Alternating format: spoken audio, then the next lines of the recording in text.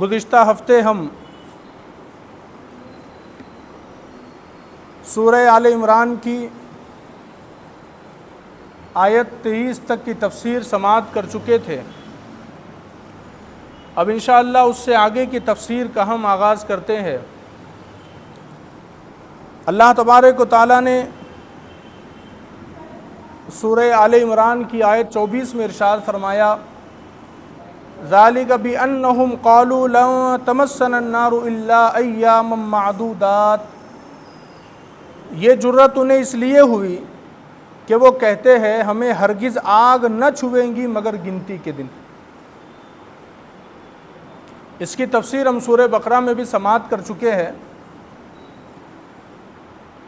اللہ تبارک و تعالیٰ نے یہودیوں کے اعمال بیان کرتے ہوئے کہا کہ ان یہودیوں کا دعویٰ یہ ہے کہ وہ کہتے ہیں کہ ہمیں آگ نہیں چھوئیں گی مگر گنتی کے چند دن، گنتی کے دن ہوں گے بس کہ ہم کو جہنم میں جلنا پڑے گا، اس سے زیادہ ہم جہنم میں رہیں گے نہیں۔ اور وہ کہتے ہیں کہ ہم کو زیادہ سے زیادہ اگر جہنم میں رہنا بھی پڑا تو 40 دن جہنم میں رہیں گے، اس کے بعد ہم کو نکال دیا جائے گا۔ اور وہ کیوں کہتے ہیں یہ؟ اس کی وجہ یہ ہے کہ وہ کہتے ہیں کہ ہم چونکہ اللہ کے پیارے ہیں، ہم اللہ کے بیٹے ہیں، تو ان کا یہ عقیدہ ہے کہ چونکہ ہم اللہ کے بیٹے ہیں، اللہ کے پیارے ہیں، تو اللہ ہم کو جہنم میں ڈالے گا نہیں، اور اگر جہنم میں رہنا بھی پڑا تو زیادہ سے زیادہ 40 دن وہ رہیں گے۔ تو اللہ تبارک و تعالیٰ فرماتا ہے وَغَرَّهُمْ فِي دِينِهِمْ مَا كَانُوا يَفْتَرُونَ، فرمایا کہ یہ اور انہیں ان کی ایسی ہی من گڑت باتوں نے ان کے دین کے بارے میں دھوکے میں ڈالا ہوا ہے۔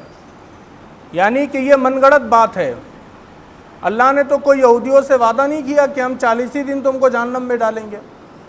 یہ انہوں نے اپنی طرف سے خود ساختہ بات بنائی ہے کہ اللہ ہم کو جہنم میں داخل نہیں کرے گا، اور اگر کیا بھی تو 40 دن سے زیادہ نہیں رکھے گا۔ تو اللہ فرماتا ہے وَغَرَّهُمْ فِي دِينِهِمْ مَا كَانُوا يَفْتَرُونَ، اور ان کی ایسی ہی باتوں نے، من گڑت باتوں نے ان کو دھوکے میں ڈال رکھا ہے، وہ دھوکے میں ہے۔ اس لیے کہ آپ دیکھیے، اگر کوئی انسان ترقی کرنا چاہتا ہے اور اگر وہ ترقی کے لیے محنت نہیں کرے گا تو کیا وہ ترقی حاصل کر سکتا ہے؟ انسان خواب دیکھتا رہے گا کہ میں کروڑ پتی بن جاؤں، میرے پاس لگژری کار ہو، میرے پاس بہترین عالیشان مکان ہو، وہ خواب دیکھتا رہے، اور اگر اس کے لیے وہ محنت نہیں کرے گا تو دنیا والے کہیں گے یہ بے وقوف ہے، اس لیے کہ یہ بس خواب پر خواب دیکھ رہا ہے لیکن اس کے لیے محنت نہیں کر رہا، صبح اٹھ کر کے کام کے لیے نہیں جا رہا، پیسوں کے لیے محنت نہیں کر رہا، اور خواب دیکھ رہا ہے بس کہ میرا عالیشان مکان ہوگا۔ تو اسی طرح اللہ نے فرمایا کہ ان کے دین نے ان کو دھوکے میں ڈال رکھا ہے ایسی ہی من گڑت باتوں کی وجہ سے۔ اب ظاہر سی بات ہے، جس انسان کو جنت میں جانا ہو، جس انسان کی تمنا ہو کہ میں جنت میں جاؤں، تو اس کو جنت میں جانے کے لیے کوشش بھی کرنا پڑے گی، محنت بھی کرنا پڑے گا، عبادت بھی کرنی پڑے گی، اللہ کو راضی بھی کرنا پڑے گا۔ لیکن اگر انسان صرف یہ سوچے کہ بس میں جنت میں چلا جاؤں گا، تو ویسے تو وہ جنت میں نہیں جا سکتا۔ اللہ نے جو طریقہ بتایا ہے، جو اعمال بتائے ہیں، بندہ اگر اس طریقے پر چلے گا تو جنت میں داخل ہوگا۔ تو یہودیوں کی من گڑت باتوں نے ان کو دھوکے میں ڈال رکھا ہے، اور اس سے کچھ کم حال ہمارا بھی نہیں ہے۔ ہمارا بھی تقریباً ویسا ہی حال ہے کہ ہم یہ سمجھتے کہ ہم جنتی ہیں، ہم تو جنت ہی میں جائیں گے، ہم کو تو دوزخ کی آگ چھوئیں گی نہیں۔ ہم نے بھی یہ خود ساختہ اپنا عقیدہ بنا رکھا ہے کہ ہم کو تو جہنم میں جانا ہی نہیں پڑے گا، ہم تو جنتی ہیں۔ اعمال ہم کچھ کریں گے نہیں، نمازیں ہم پڑھیں گے نہیں، اللہ کے اور رسول کے احکامات پر ہم عمل کریں گے نہیں، اور کہیں گے ہم جنتی ہیں۔ تو ہم دھوکے کی زندگی میں اپنے آپ کو پا رہے ہیں، اپنے آپ کو دھوکہ دے رہے ہیں۔ اعمال کے بغیر انسان جنت میں داخل نہیں ہو سکتا، اللہ کی رضا و خوشنودی کے بغیر انسان جنت میں داخل نہیں ہو سکتا۔ ہم کو لگتا ہے کہ ہم اگر میلاد النبی کا جلوس نکال لیں گے تو اب تو ہم پکے جنتی بن گئے۔ ہم کو لگ رہا ہے کہ اگر ہم درگاہ پر چادر چڑھا دیں گے، ڈھول باجے بجا دیں گے، بڑے انداز سے عرس منا لیں گے، نیازیں کر لیں گے، لنگر کر لیں گے تو ہم جنتی بن جائیں گے۔ اصل جنت میں جانا اگر کسی کو ہے تو وہ تو طریقہ وہ ہے جو ہمارے نبی نے بتایا۔ وہ طریقہ چھوڑ کر صرف مستحب چیزوں کے اندر اگر ہم پڑے رہیں گے تو پھر، اور ہم یہ دعویٰ بھی کریں گے کہ ہم جنت میں چلے جائیں گے، تو ایسا ہونے والا نہیں ہے۔ اگر ہم عشق رسول کا دعویٰ کرتے ہیں تو اس پر کھرا اترنا ہمارے لیے ضروری ہے، ورنہ یہودیوں میں اور ہم میں فرق کیا رہ جائے گا؟ یہودی بھی بس اسی طرح اپنے خود ساختہ عقیدے میں زندگی گزار رہے کہ ہم کو کچھ بھی کر لیں ہم دنیا میں جنتی میں جائیں گے، اور ہم نے بھی ویسا ہی عقیدہ بنا لیا۔ چاہے ہم سال بھر سود کا کاروبار کرتے رہے، بس میلاد النبی کے جلوس میں نکل گئے تو ہم جنتی بن گئے۔ ہم نے بھی یہی سمجھ رکھا ہے، سال بھر نمازیں چھوڑتے رہیں گے اور کسی طرح عرس کی تقریب میں شریک ہو گئے تو ہم جنتی بن جائیں گے۔ تو اپنے آپ کو بھی اس میں سوچنا چاہیے کہ کیا واقعی ہمارے اعمال ایسے ہیں جو ہم کو جنت میں لے جائے؟ بلکہ صرف جلوس میلاد النبی نکال لینے سے کوئی جنتی نہیں بن جاتا۔ جنتی اس وقت بنے گا جب وہ رسول کی تعلیمات پر بھی عمل کرے۔ کسی ولی کے عرس میں حاضر ہو جانے سے کوئی جنتی نہیں بن جائے گا، جنتی اس وقت بنے گا کہ اس ولی کے بتائے ہوئے طریقے کے مطابق زندگی گزاری جائے۔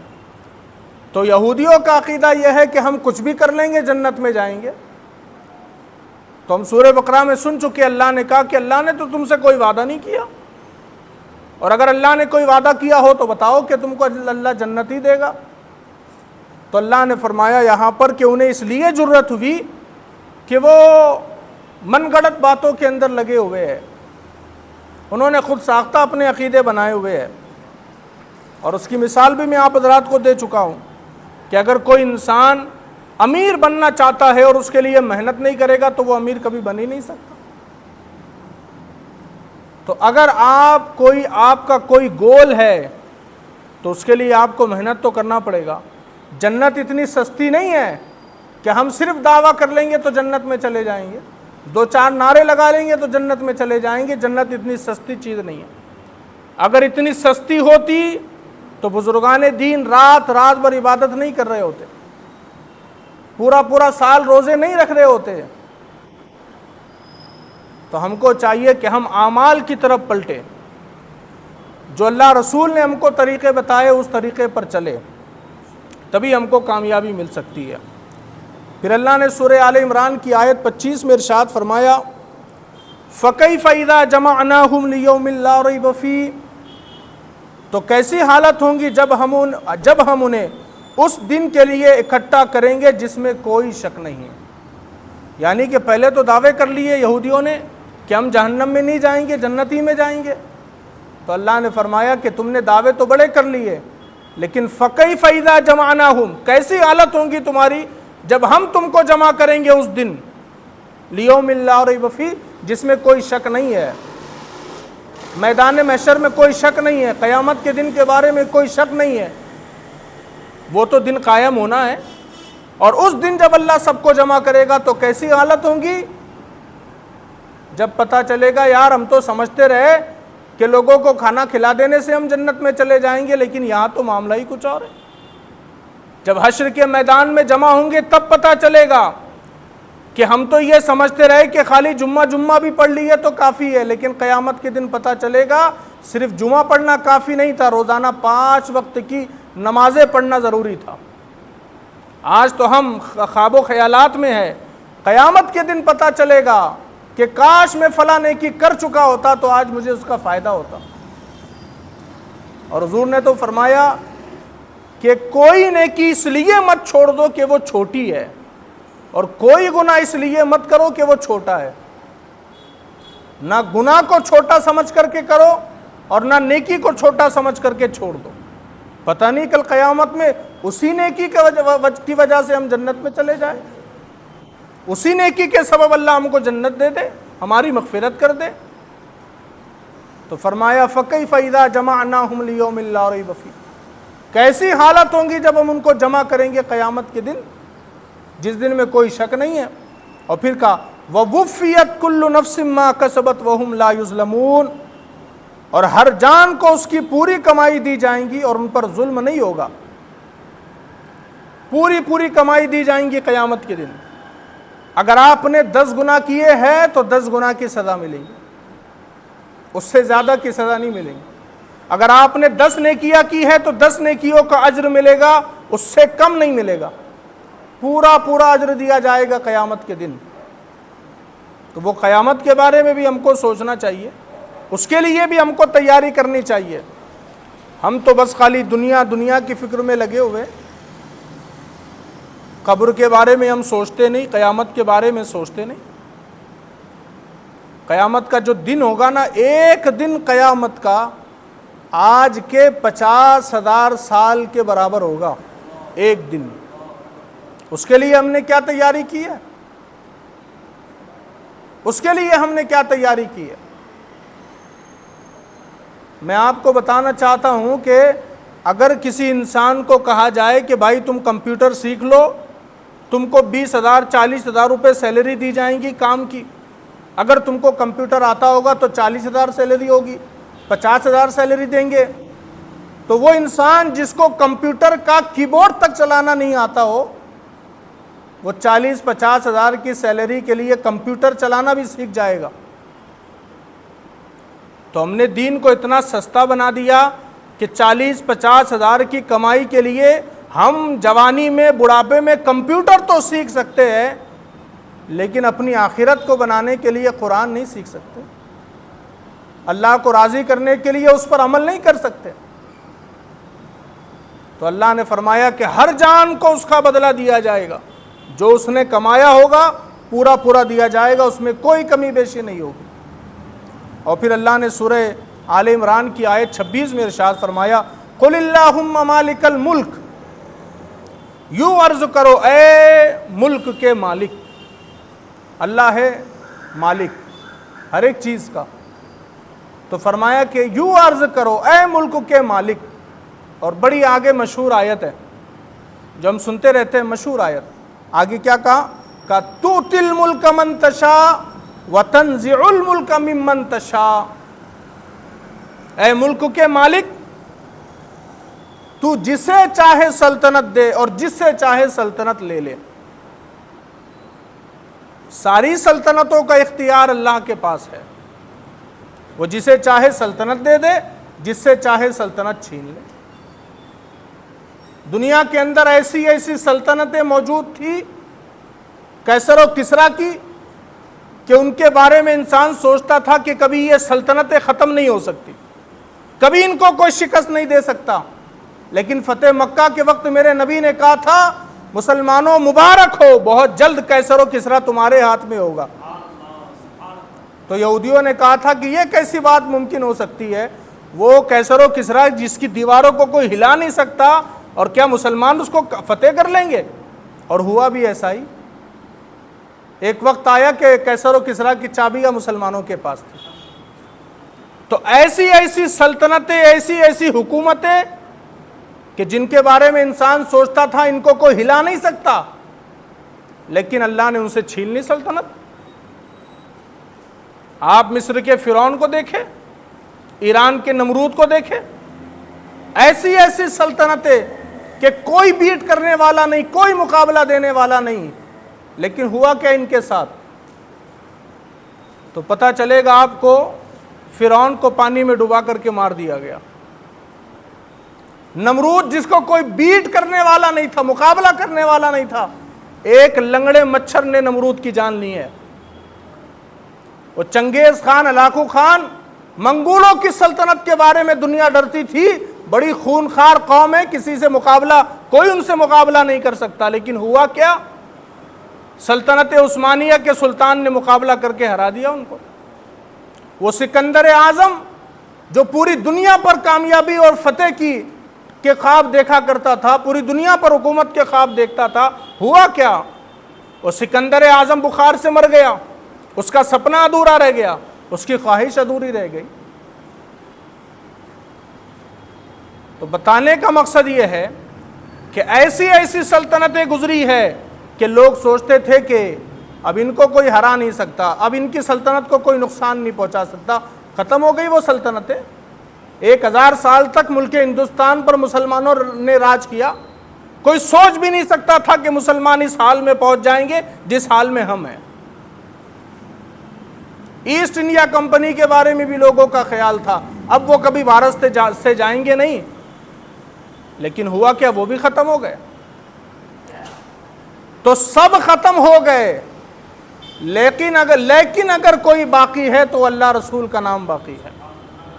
سب ختم ہو گئے، باقی رہنے والی ذات اللہ کی ہے، وہ جسے چاہے سلطنت دے، جس سے چاہے سلطنت چھین لے۔ اور اگر کوئی آج کے زمانے میں بھی یہ سوچتا ہو کہ ہمارا کوئی مقابلہ نہیں کر سکتا، ہم کو کوئی ہرا نہیں سکتا، ہمارے اتنے ووٹر ہیں، ہمارے اتنے ممبر ہیں، ہماری اتنی طاقت ہے، آج بھی اگر کوئی سوچے، اسے اللہ سے ڈرنا چاہیے۔ وہ جب چاہے جس کی چاہے سلطنت کو چھین لیتا ہے، وہ جب چاہے سلطنتیں ختم ہو جائیں گی۔ تو اللہ کے تعلق سے کیا کہا؟ تُؤْتِي الْمُلْكَ مَن تَشَاءُ، تو جسے چاہے سلطنت دے دے، وَتَنزِعُ الْمُلْكَ مِمَّن تَشَاءُ، جس سے چاہے سلطنت چھین لے۔ اور پھر اس کے آگے کا وَتُعِزُّ مَن تَشَاءُ وَتُذِلُّ مَن تَشَاءُ، تو جسے چاہے عزت دے دے، جس سے چاہے ذلت دے دے۔ یہ بھی اختیار اللہ کے پاس ہے، وہ جسے چاہے عزت دے، جسے چاہے اس سے عزت چھین لے۔ دنیا کے اندر لوگ کوشش کرتے رہتے کہ یار وہ فلاں کی عزت خراب کر دو، فلاں کو بدنام کر دو، فلاں کو یہ کر دو، فلاں کو وہ کر دو۔ خدا کی قسم، رسول خدا ارشاد فرماتے ہیں اگر پوری دنیا مل کر کے تجھے ذلیل کرنا چاہے اور اگر تیرا رب تجھے عزت دینا چاہے تو دنیا تجھے ذلیل نہیں کر سکتی، اور اگر تیرا رب تجھے ذلیل کرنا چاہے اور پوری دنیا مل کر بھی تجھے عزت دے تو تجھے کوئی عزت مل نہیں سکتی۔ عزت اور ذلت تو اللہ کے ہاتھ میں ہے۔ آج کل لوگوں نے یہ نیا ہتھیار بنا لیا جس سے مقابلہ نہیں کر سکتے، جس کو بیٹ نہیں کر سکتے، جس سے کوئی مقابلہ نہیں ہو سکتا، تو کیا چلو اس کو بدنام کر دو۔ بدنام کرنا بہت آسان ہے، کوئی الزام لگا دو، اس کو بدنام کر دو۔ جس کا مقابلہ نہیں ہو سکتا، جس کو چیلنج نہیں کیا جا سکتا، اس کو بدنام کر دو۔ یہ بہت آسان طریقہ ہے،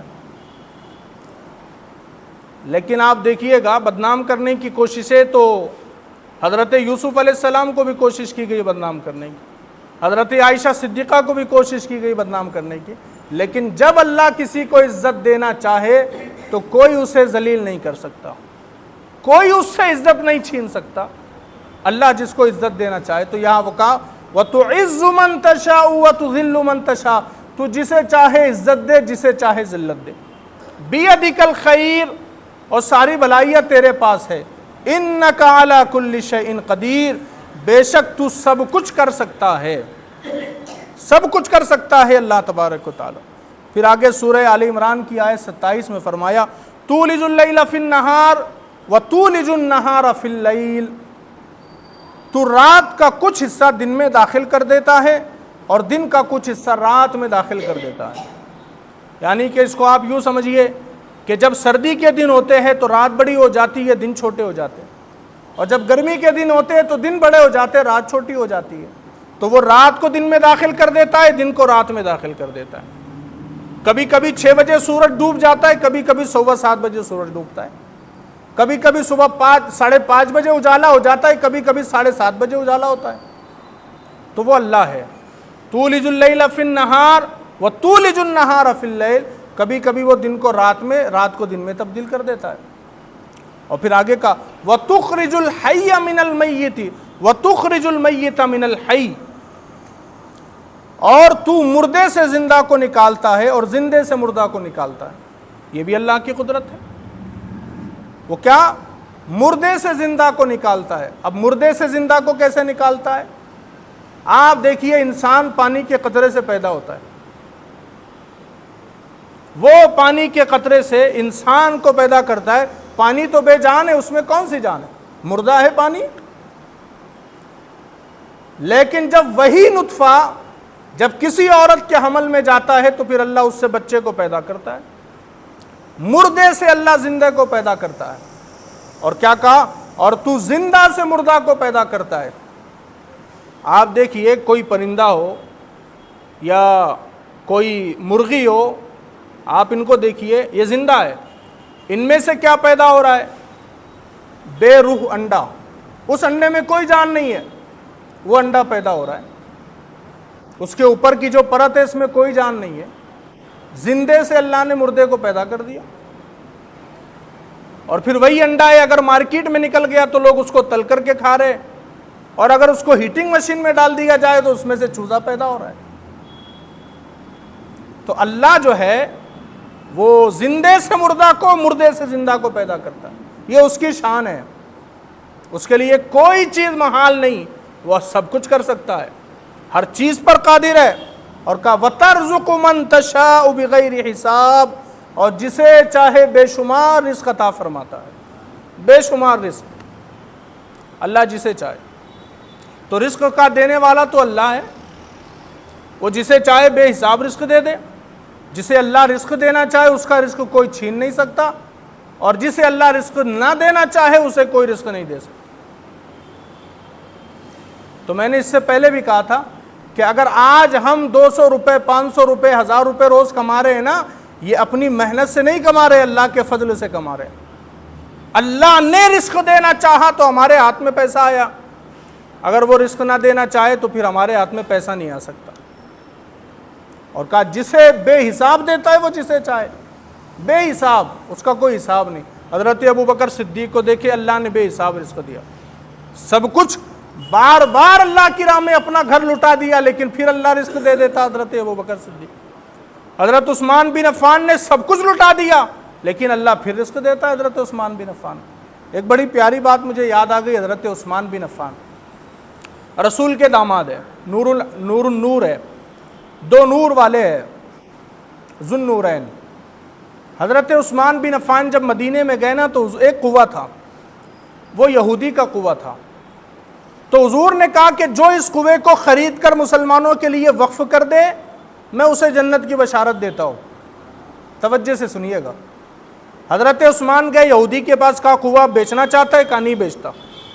حضرت عثمان نے کہا چل میں تجھے 40,000 دینار دیتا ہوں، تو بیچ مت کنواں، لیکن آدھا آدھا کر لیتے ہیں۔ کہا آدھا آدھا کیسے کر لے؟ کہا ایک دن تم پانی لینا، ایک دن میں پانی لوں گا۔ اب وہ جو یہودی تھا اس کا گزر بسر اسی کنویں سے ہوتا تھا، کیونکہ وہ لوگوں کو پانی پیسوں سے بیچتا تھا، یعنی کہ تم جتنے ڈول لو گے اس کے حساب سے تم کو پیسہ دینا پڑے گا۔ حضرت عثمان نے کہا چل ایک دن پانی تیرا، ایک دن میرا، 40,000 دینار تجھے دیتا ہوں۔ اب وہ یہودی تھا، اس نے کہا ٹھیک ہے، سودا کوئی برا نہیں ہے، 40,000 دینار کنویں کی قیمت بھی مل رہی ہے، ایک دن کنواں میرا، ایک دن تمہارا۔ اس نے ایک دن حضرت عثمان کو دے دیا، ایک دن اپنے پاس رکھا۔ حضرت عثمان بن عفان رضی اللہ تعالیٰ نے کیا کیا، جس دن یہودی لوگوں کو پیسے کے عوض پانی دیتا تھا اور دوسرے دن حضرت عثمان کی باری آتی تھی تو آپ کہتے تھے مسلمانوں یہ کنویں سے پانی میں نے اللہ کے لیے تم سب کو وقف کر دیا ہے، تمہیں پیسے دے کر پانی لینے کی ضرورت نہیں، فری میں پانی لے کر کے جاؤ۔ حضرت عثمان بن عفان رضی اللہ تعالیٰ نے اعلان کر دیا، تو اب وہ لوگ جو یہودی کے دن پیسے دے کر پانی خریدتے تھے، حضرت عثمان بن عفان کے دن وہ فری میں پانی لے کر جانے لگے۔ تو یہودی پریشان ہو گیا، کہا کہ میرا تو گزر بسر اس سے چل رہا تھا، اب تو پیسے ہی نہیں آ رہے، سارے لوگ عثمان کے دن جا رہے پانی لینے کے لیے، کوئی آ ہی نہیں رہا میرے پاس۔ تو اس یہودی نے کہا دیکھو اب میرا نقصان ہو رہا ہے، تو چلو ایسا کرو اور 40,000 دینار دو اور یہ پورا کنواں تم لے لو۔ حضرت عثمان نے پورا کنواں خریدا، حضور کی بارگاہ میں گئے، عرض کی یا رسول اللہ آپ نے کہا تھا نا کنواں خریدنے کو، عثمان آپ کے لیے کنواں خرید کر کے لایا ہے، آپ کے لیے۔ حضرت عثمان بن عفان کو میرے نبی نے کہا عثمان تم تو پہلے ہی جنتی ہو، تم تو پہلے ہی سے جنتی ہو۔ اور آپ کو بتاؤ جو کنواں حضرت عثمان نے خریدا تھا اس کے آس پاس کی جو زمین آپ نے خریدی تھی، اب ہوا کیا، وہ زمین جو 1400 سال پہلے حضرت عثمان رضی اللہ تعالیٰ نے خریدی تھی اور اللہ کے لیے وقف کی تھی، آج تک وہ زمین حضرت عثمان کے نام پر وقف ہے۔ انہی کے نام پر رجسٹر ہے حضرت عثمان کے، وہ کنواں بھی اور وہ زمین بھی۔ اب پھر بعد میں زمانہ جیسے جیسے بدلتا گیا تو پھر ہوٹلوں کی ضرورت پڑی تو لوگ زمینوں پر ہوٹل بنانے لگے، تو آج بھی سعودی حکومت نے اس زمین پر ہوٹل بنایا ہوا ہے، اور وہ ہوٹل جو بڑی عالیشان بلڈنگ بنی ہے، اس ہوٹل میں آ کر کے جو کوئی بھی انسان رکتا ہے اور اس کے بدلے پیسہ دیتا ہے، تو سعودی حکومت کیا کرتی ہے، وہ پورے پیسے کو سال بھر جمع کرتی ہے، اور جب سال ختم ہو جاتا ہے وہ پورے پیسے کو لوگوں میں بانٹ دیا جاتا ہے، غریبوں میں تقسیم کر دیا جاتا ہے۔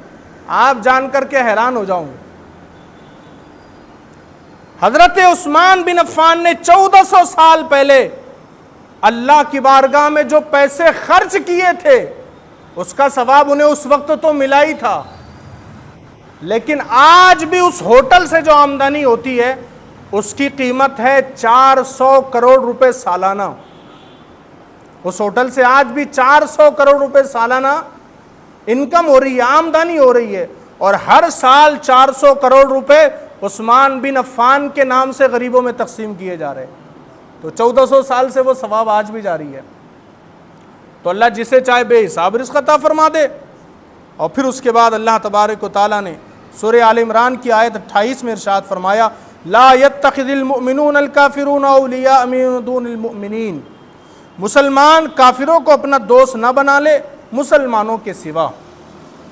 اللہ نے صاف کہہ دیا، مسلمان کو چھوڑ کر کافر کو دوست نہیں بنائے۔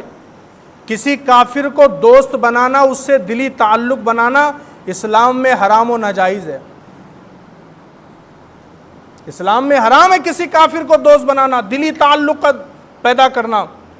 لوگ بڑی آسانی سے کہہ دیتے بھائی ہمارا تو بڑا گہرا تعلق ہے، ہم تو ایک پلیٹ میں کھاتے، ایک گھر میں رہتے، ہمارے یہاں تو آنا جانا لگا رہتا ہے، ہمارا تو بڑا دل کا تعلق ہے۔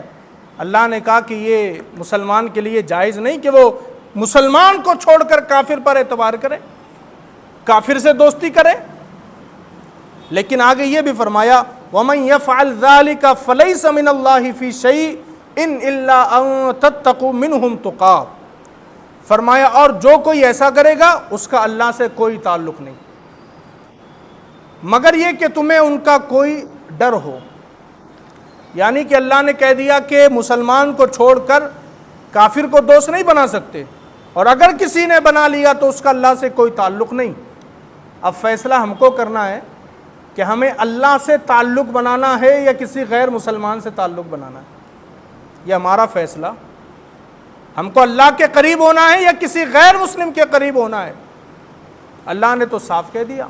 لیکن یہ بھی کہا الا ان تتقوا منہم تقا، کہ ہاں اگر تم کو کسی چیز کا ڈر ہو ان سے، جیسے کہ کاروبار آج کل ہمارے ہوتے ہیں، تو کاروبار کے لحاظ سے اگر اوپر اگر آپ کسی سے تعلق رکھتے ہو کاروبار کی حد تک تو اس کی اجازت ہے، دلی تعلق آپ کسی سے نہیں بنا سکتے۔ آپ ایک محلے میں رہ رہے ہو، اس لحاظ سے اگر آپ روزانہ کسی سے ملاقات کر رہے ہو اور اس سے اگر آپ آداب وغیرہ کر رہے ہو تو پھر اس کی اجازت ہے، اس سے زیادہ کی اجازت نہیں ہے۔ اگر ڈر ہے تم کو کسی چیز کا کہ بھئی اگر ہم ان کی مخالفت کریں گے تو نقصان ہوگا، ابھی وقت نہیں آیا کہ ہم مخالفت کریں، تو پھر صبر کرو۔ اوپر آپ کسی سے تعلق بنا لو لیکن گہرا تعلق نہیں بنا سکتے، دوستی یاری نہیں کر سکتے، دل کا تعلق نہیں بنا سکتے، اس کی اللہ نے ممانعت کی۔ اور جس نے ایسا کیا تو اللہ نے کہا اس کا پھر اللہ سے کوئی تعلق نہیں۔ اور پھر کیا کہا، وَيُحَذِّرُكُمُ اللَّهُ نَفْسَهُ وَإِلَى اللَّهِ الْمَصِيرُ، اور اللہ تمہیں اپنے غضب سے ڈراتا ہے اور اللہ ہی کی طرف لوٹنا ہے۔ اللہ اپنے غضب سے ڈراتا ہے اور ہم کو اللہ ہی کی طرف لوٹ کر کے جانا ہے۔ تو اللہ نے اس میں مسلمانوں کو خبردار بھی کر دیا اور عذاب کا ڈر بھی بتا دیا کہ خبردار تم کو اللہ ہی کی طرف لوٹ کر کے جانا ہے، کہیں ایسا نہ ہو جائے کہ تم دنیا کے چکر میں اللہ کو بھول جاؤ، لوٹ کر کے تم کو اللہ ہی کی طرف جانا ہے۔ تو ان تمام چیزوں کے تعلق سے اللہ تبارک و تعالیٰ نے ارشاد فرما دیا۔ پھر سورہ آل عمران کی آیت 29 میں فرمایا، قُلْ إِن تُخْفُوا مَا فِي صُدُورِكُمْ أَوْ تُبْدُوهُ يَعْلَمُهُ اللَّهُ، تم فرما دو کہ اگر تم اپنے جی کی بات چھپاؤ یا ظاہر کرو اللہ کو سب معلوم ہے۔ اس کی تفسیر ہم سورہ بقرہ میں بھی کر چکے، تو یہاں حاجت نہیں ہے، بس میں پڑھ کر کے آپ کو سنا دیتا ہوں۔ پھر آگے کا وَيَعْلَمُ مَا فِي السَّمَاوَاتِ وَمَا فِي الْأَرْضِ، اور جانتا ہے جو کچھ آسمانوں میں ہے اور جو کچھ زمین میں ہے۔ وَاللَّهُ عَلَى كُلِّ شَيْءٍ قدیر، اور اللہ ہر چیز پر قادر ہے، قدرت رکھتا ہے۔ اس کی تفسیر ہم پہلے بھی سماعت کر چکے ہیں کہ اللہ ہر ایک چیز کا حال جانتا ہے، جو کچھ آسمان میں ہے جو زمین میں اللہ وہ بھی جانتا ہے، اور اللہ ہر چیز پر قادر ہے۔ کوئی چیز اس کے قبضے و اختیار کے باہر نہیں ہے، کوئی چیز اس کے قدرت کے باہر نہیں، ہر ایک چیز اس کی قدرت میں ہے اور ہر ایک چیز پر اللہ کا قابو ہے۔ تو اللہ رب العزت نے ان آیتوں میں ان تمام چیزوں کے تعلق سے بیان فرمایا۔ اللہ کی بارگاہ میں دعا ہے کہ وہ ہم تمام کو قرآن اور حدیث پر عمل کی توفیق عطا فرمائے۔ کہنے میں جو غلطی ہو اللہ اپنے فضل و کرم سے معاف فرمائے۔ وآخر الدعوانا الحمد للہ رب العالمین۔ السلام علیکم ورحمۃ اللہ۔